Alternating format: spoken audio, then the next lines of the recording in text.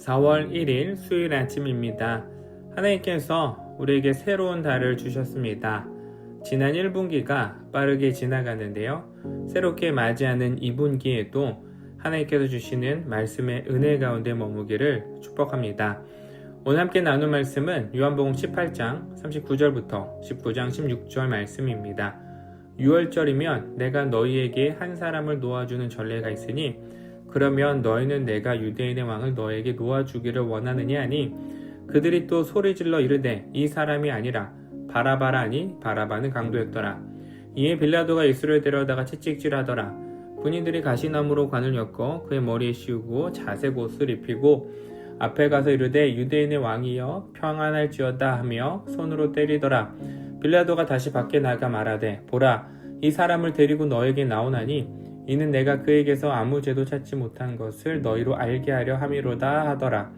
이에 예수께서 과시관을 쓰고 자색 옷을 입고 나오시니 빌라도가 그들에게 말하되 보라 이 사람이로다 하매 대제사장들과 아랫사람들이 예수를 보고 소리질러 이르되 십자가에 못 박으소서 십자가에 못 박으소서 하는지라. 빌라도가 이르되 너희가 친히 데려다가 십자가에 못 박으라. 나는 그에게서 죄를 찾지 못하노라. 유대인들이 대답하되 우리에게 법이 있으니 그 법대로 하면 그가 당연히 죽을 것은 그가 자기를 하나님의 아들이라 함이니이다. 빌라도가 이 말을 듣고 더욱 두려워하여 다시 관정에 들어가서 예수께 말하되 너는 어디로부터냐 하되 예수께서 대답하여 주지 아니하는지라. 빌라도가 이르되 내게 말하지 않으냐 내가 너를 놓을 권한도 있고 십자가에 못 박을 권한도 있는 줄 알지 못하느냐. 예수께서 대답하시되 위에서 주지 아니하셨더라면 나를 해할 권한이 없었으리니 그러므로 나를 내게 넘겨준 자의 죄는 더 크다 하시니라. 이러함으로 빌라도가 예수를 놓으려고 힘썼으나 유대인들이 소리질러 이르되 이 사람을 놓으면 가이사의 충신이 아니니이다. 무릇 자기를 왕이라는 자는 가이사를 반역하는 것이니이다. 빌라도가 이 말을 듣고 예수를 끌고 나가서 돌을 깐들 히브리 말로 가바다에 있는 재판석에 앉아있더라. 이날은 6월절의 준비일이요 때는 제6시라. 빌라도가 유대인들에게 이르되 보라 너희 왕이로다. 그들이 소리질러 이르되 없이 하소서 그를 십자가에 못 박게 하소서. 빌라도가 이르되 내가 너희 왕을 십자가에 못 박으랴. 대제사장들이 대답하되 가이사 외에는 우리에게 왕이 없나이다니 이에 예수를 십자가에 못 박도록 그들에게 넘겨주니라. 아멘. 광복절 특사라는 영화가 있습니다. 열심히 교도소 생활을 하는 모범수 제필과 수년간 탈옥을 준비한 고참죄수 무석의 이야기죠. 탈옥을 하고 보았더니 자신의 이름이 광복절 특사 명단에 들어가 있는 것을 발견합니다. 그래서 다시 감옥에 들어가려고 하는 코미디 영화죠. 우리나라는 특별 사면 제도를 통해 광복절이나 성탄절쯤 죄인들 중 일부를 석방하곤 합니다. 예수님 시대에도 이런 사면 제도가 있었습니다. 6월절 특사인데요. 6월절 명절이 되면 특별 사면으로 풀어주는 것이었습니다. 예수님께서 잡히셨죠. 그리고 이때 같이 잡혀온 한 죄수가 있었습니다. 그 이름이 바로 바라바였습니다. 바라바는 한글 성경에서 강도라고 번역했지만 단순히 도둑이라기보다는 당시 폭력적인 정치 반란자였습니다.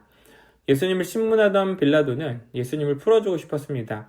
본문에서 3번의 시도가 있었는데요. 먼저 39절에 보면 6월절 전례에 따라 유대인의 왕, 예수님을 의미하는 것이죠. 예수를 놓아주기 원하느냐고 묻습니다. 그러나 유대인들은 소리치며 누구의 이름을 외칠까요? 바라바입니다. 두 번째 시도는 19장 4절에 언급되죠. 빌라도가 예수님을 채찍질하고 군인들은 가시나무관을 예수님의 머리에 씌웠습니다. 예수님은 조롱을 받고 쇠붙이가 붙은 이 가죽 채찍에 매질을 당하면서 피투성이가 됩니다. 빌라도가 이렇게 이야기하죠. 내가 그에게 아무 죄도 찾지 못한 것을 너희로 알게 하려 함이라. 이 말의 의도는 무엇입니까? 이 사람은 죄가 없다입니다. 십자가 처형을 당할 이유가 없다는 것이죠.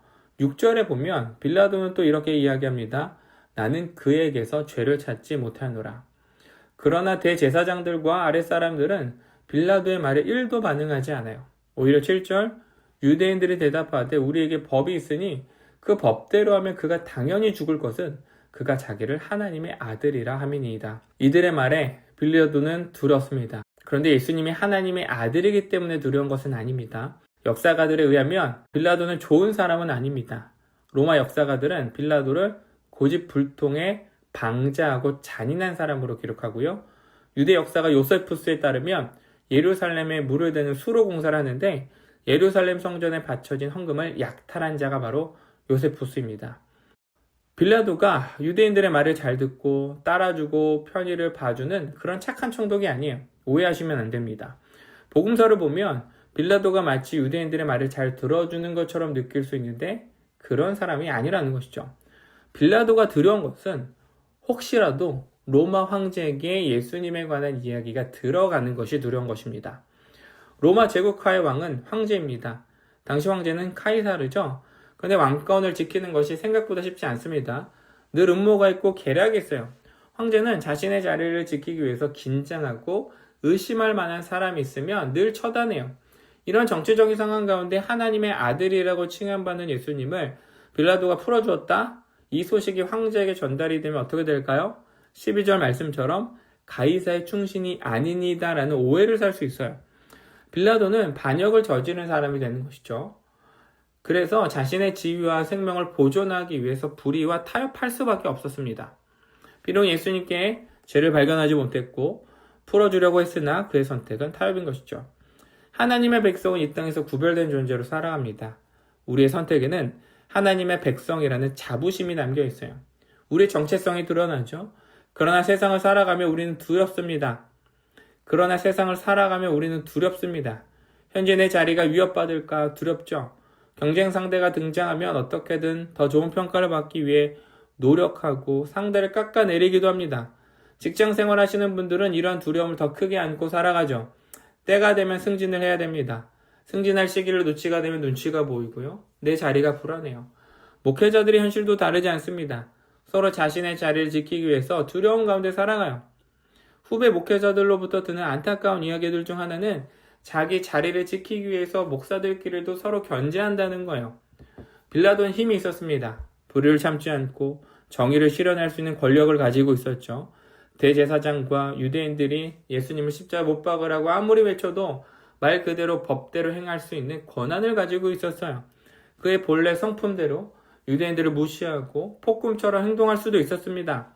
그러나 그는 결국 자신의 자리와 입지를 지키는 선택으로 예수님을 십자가에 못 박습니다. 그리스도인으로 살아가면서 때로는 지키기 위해 버려야 할 것들이 생겨요. 영원한 것을 위해서 영원하지 않은 것을 버릴 수 있는 상황과 순간을 맞이합니다. 우리는 영원한 것을 지키기 위해서 영원하지 않은 세상의 것을 버릴 수 있는 믿음이 필요하죠. 십자가의 죽음으로 우리에게는 영원한 생명이 주어졌습니다. 그리고 이 땅을 살아가면서 예수님께서 우리에게 주신 이 영원한 생명을 지키기 위해 오늘도 믿음으로 승리하고 불의와 타협하지 않는 하나님의 자녀가 되기를 축복합니다. 기도하겠습니다. 하나님 감사합니다. 오늘 빌라도의 모습을 보면서 자신의 자리를 지키고 입지를 위해서 불의와 타협하는 모습을 살펴봅니다.